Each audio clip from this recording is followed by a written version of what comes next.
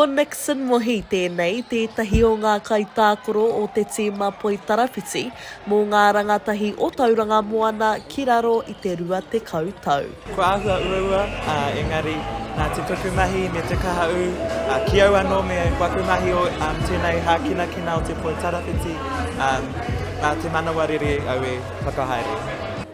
Te kaumawha noa iho te pakeke o tēnei whetū piata ki runga i te kōti poi tarawhiti, kei roto tāna tīma i te whakataitai poi tarawhiti mō ngā tāne o Aotearoa e tuana ki konei ki Bay Park Arena.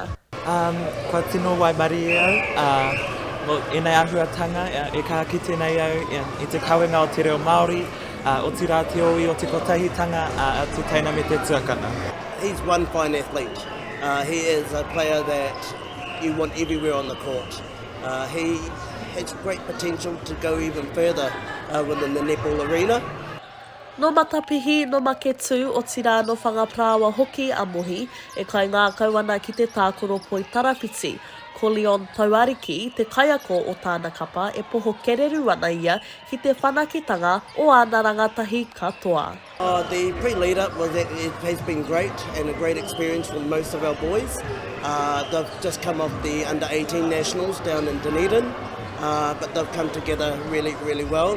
And, for Tauranga men's, it's a great exposure. And I think that, promoting a positive pathway is the way for our rangatai. Tino pai te haere tēnei wiki nei tōna huritau whātekau, nō reira kua roa te wā ka pēnei.